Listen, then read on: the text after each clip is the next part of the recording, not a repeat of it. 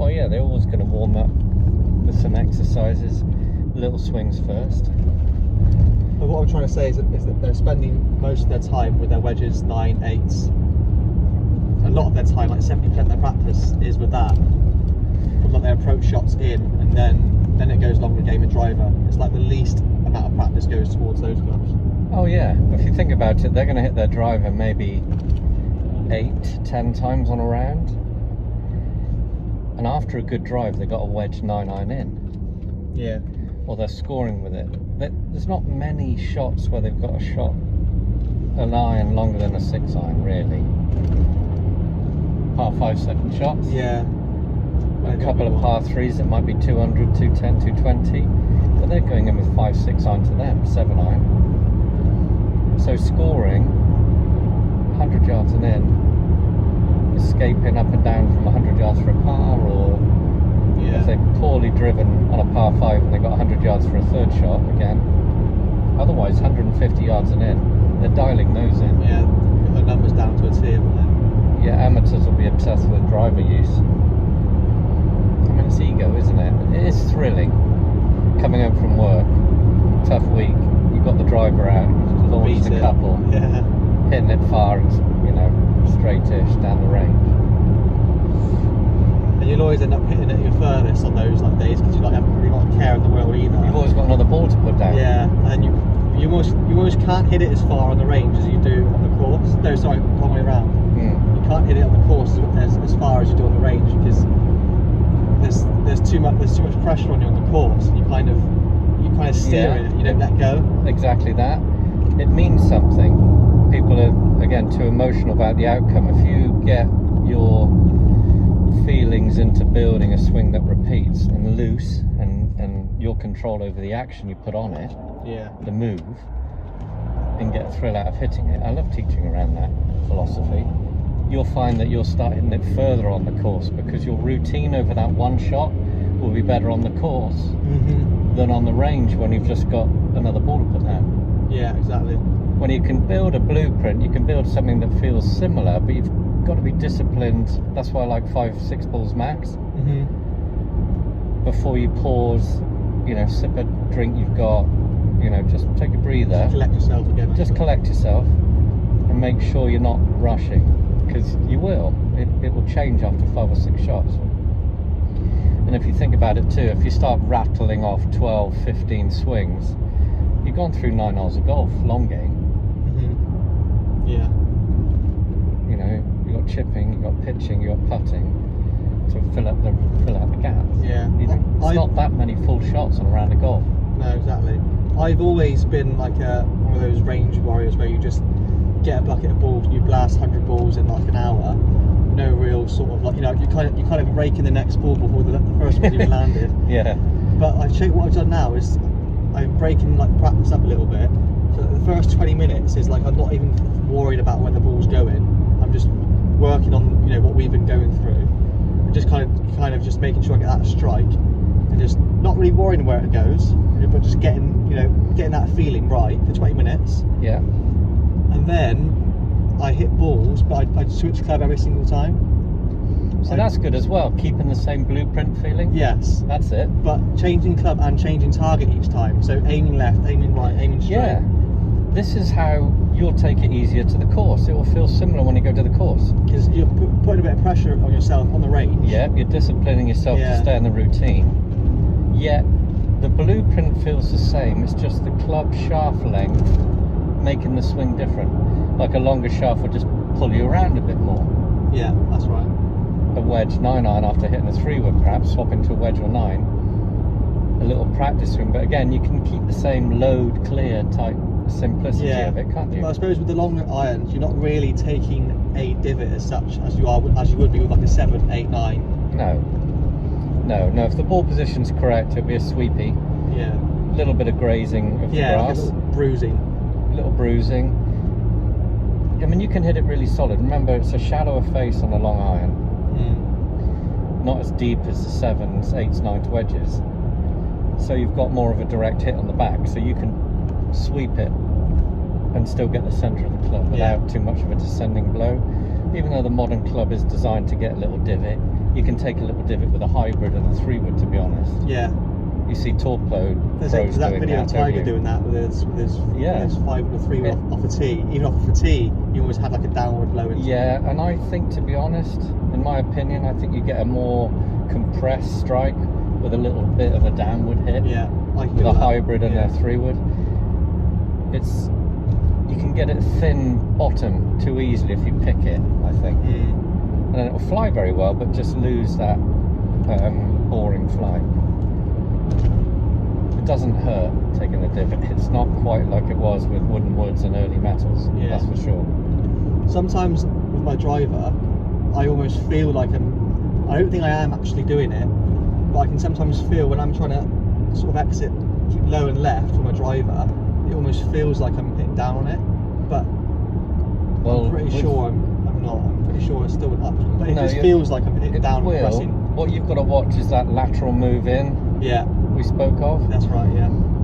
So I don't mind you practicing that move, because for you it's safe as long as you clear the hips Yeah, and you don't move in, left shoulder in. It's got to stay high through the plumb bob position. yeah, okay. We can look at that here Yeah, in a minute. look, yeah. So as long as you clear or feel like the primary swing thought of your downswing is clearing the left hip Yeah. while staying behind the wall, if you like, created by the plumb bob drill feeling, When, I don't think you'll struggle with a right to left shot. no, I think you'll be able to absolutely kill it. It's either going to stay slightly right or on your line, as long as I clear or my head, just yeah. draw off it.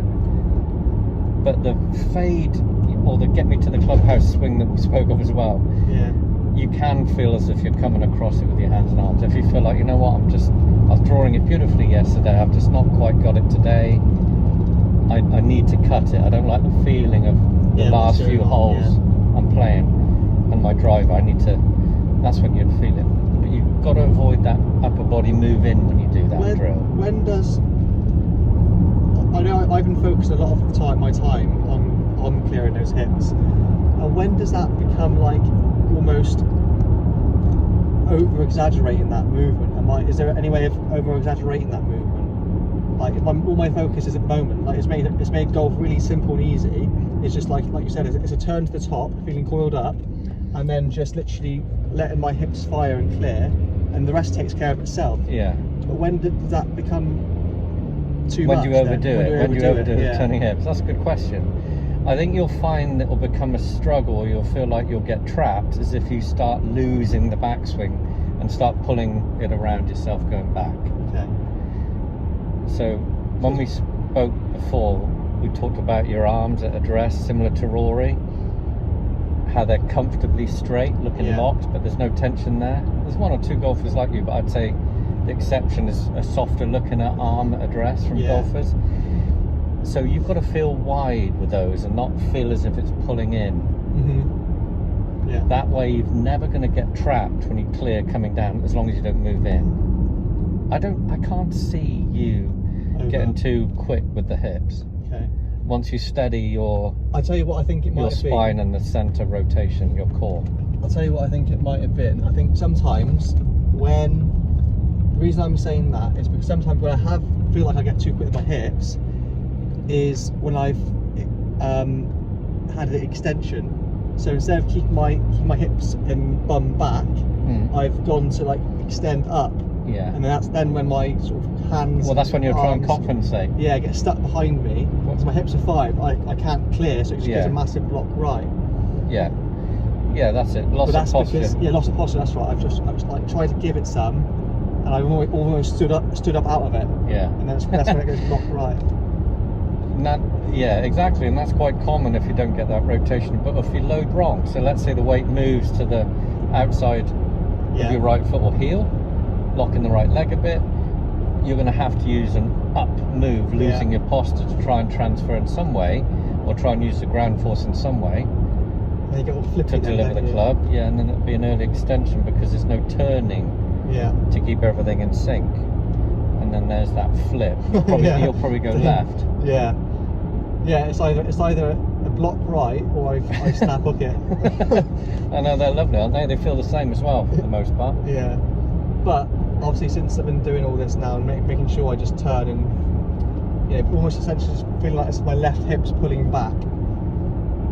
Almost like my right side doesn't get to the ball.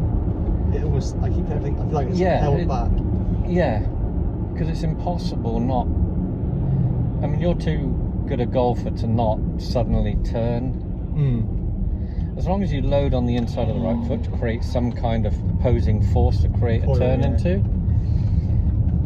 And like you said earlier, where you're building up with shorter swings, you have in mind that 6-iron but a 4-iron flight. I think that gets everything in sync and keeps you in a nice position going back where you're not too long, and that flail keeps it in, again, body and arms together. That shorter swing as well, I almost find I hit it just as far anyway as my longer backswing. Yeah, the timing will be better. Yeah. Less moving parts, less things to keep in sync around impact. It feels so easy to repeat like that too. Yeah. It's really only Garcia that comes to mind in the modern swings at the minute that had the kind of flaily move. There's one or two others, but for a consistent golfer. What, that weird lag thing that he does? You're such a good ball striker, but he'd get in stuck so on the shallow, inside. doesn't he? Yeah, he'd get stuck on the inside a bit. Yeah. If he's not playing well, he had a high right one from being trapped. Yeah. So you want to keep what repeats basically, and kind of, that's why I always keep the focus around the impact area. Yeah. I guess change as little as you can. I think for me as well, I think it's just learning how to assess what's happening on the course. I guess you do it naturally anyway. But like figuring out, okay, today it's obviously I'm going a little bit left today, so then readjust, and I guess just learning how to do that, to then maintain a good score. Yeah, the recalibrating. Yeah, recalibrating on the course. Well, first of all, it's like starting with no club, simple exercises to warm up your golfing muscles. Then gentle swings based around that feeling there. You've just added your arms in the club, and then it's strike. Yeah. Right, am I ripping it? Right, am I ripping it? 2 in a row, 3, 4. Oh, I've got a high quality strike, 7, 8 out of 10. 8 out of 10 really. Someone, your ability. Nice, feeling good. Now where are 80? Where's the 80-20 rule? Yeah. Where are 80% going? Are they favouring slightly left, slightly right? Yeah. They're not going to be both directions. So so say for instance, they're not going to be draws and fades. No. So say for instance, you're pulling the majority of your shots. Would you then on the course? Would you still then align where you want to align, but then feel as if you're pushing it slightly? Or would you aim right and swing as you have been? No, I try and keep the hunter's rifle bang on your target. And adjust the swing. Okay. That's the recalibrating, because you were aiming straight before where you wanted. Yeah. And it was going slightly left. So it's like, oh, that feels like I'm going in the right direction. It's a bit left. So I got to now feel, without losing the strike, that I'm pushing it a bit to the right. So imagine when we're indoors in a minute, that they're French windows, patio doors, and you slid one open and you're now hitting out the right hand side. Yeah. Whereas the other one was open on the left, and that's where you were hitting. That's where I'm hitting through. Yeah. But it's crazy, isn't it? When even if you feel like you're hitting it out the right one, if you actually watch your swing back, you're probably swinging neutral. Yeah. Well, that's why changes are so hard to make in golf, because a little minute one feels so big. Yeah. That's why I like no club, because you need to get familiar with being capable of making that change, understanding limitations, injury, stiffness. Yeah. Right, and and then look in the mirror or film yourself with these drills going, oh yeah, this looks great. The body move looks lovely. So now I close my eyes, get it into feel.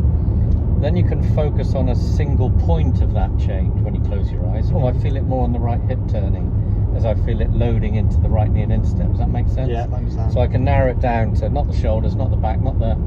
I'm aware of that discomfort, I'm recognising it, I'll embrace it when I've got the club there and not be scared of it. But the knee, or right knee and hip, there we go. I can use those. Then you add the club, and don't care where that club goes, you just focus on that feeling and mark it. Yeah. Does that make sense? Yeah. Mark it off that feeling, go, oh, I want it the same. And try Boom. and basically find that feeling with the club. So that's what you do, and film yourself, go, oh yeah, this looks great. I can trust that feeling as my blueprint. I need to strike now. Don't even care about that practice session where it's gone. Yeah. You may not quite be there yet. You're just going to go, oh yeah, I'm now really feeling this. I can feel the confidence coming as that's the answer.